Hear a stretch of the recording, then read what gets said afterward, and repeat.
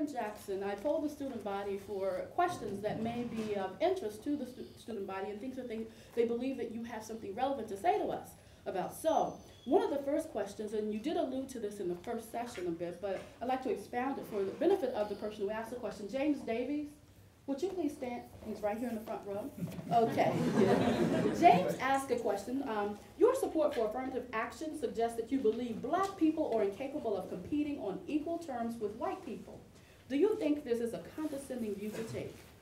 Yes. First, I want to express my thanks to you, Dean, for making this visit possible and to share with you, all of you today, and to the Metropolitanite of Washington, D.C. Thank you for guiding this discussion. I'm glad you raised the question, and I want to put it in proper context. First of all, affirmative action is not a black issue. It's not a minority issue. It's a majority issue. Most beneficiaries of affirmative action in the UK and USA are white women who are locked out by laws and culture of gender inequality. Blacks locked out by race. If you combine the female and the black population, that's the majority, not the minority. If the majority of the population is not educated, you'll then be less productive, less competitive, import more guest workers. So when women and people of color are allowed in, they grow the economy. They grow competition. And so the first issue is that the adversaries of inclusion have put a black face on affirmative action so as to make whites react to it. Even the white women beneficiaries of affirmative action may not against affirmative action, and they're beneficiaries of it. I don't know what the number is here, the legislative number, but in America it's called Title IX. It is illegal to discriminate not based upon gender. Based upon that law, our law schools, our med schools, our MBA schools, and banking positions are now full of women because you can no longer lock women out. A woman's place in the House or represents maybe the White House.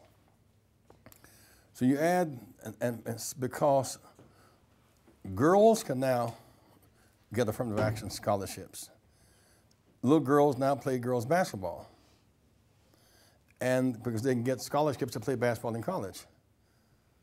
Out of that comes the WNBA, the Women's National Basketball Association.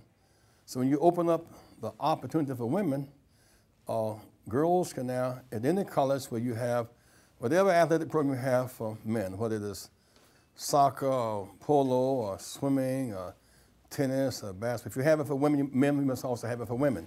It's affirmative action. You must also have it for people of color. And so A is majority, not minority. Second, it's interesting that many whites who are against it see this as a threat to white men when in fact it is an opportunity for growth. There's more educated people, more productive, more consumers, and the like. But don't stop there. Many white men who have positions based upon inheritance, where when white men did not have any competition for a given job from women and people of color, that's the laws of inheritance. It left the field uneven. And so I would argue today, affirmative action, a plan, a conservative plan to include the majority makes everybody better. If you want feedback, if you want to, that doesn't satisfy you, can talk to me some about it. No, I thought that was a good answer, but a lot of what you were saying was about providing equal opportunity to women, which of course is right, but for me, I thought affirmative action was to mean to give a preference to groups such as ethnic minorities or women, and to give them preference so that if they were on an equal basis with a white person, that they would be given preference.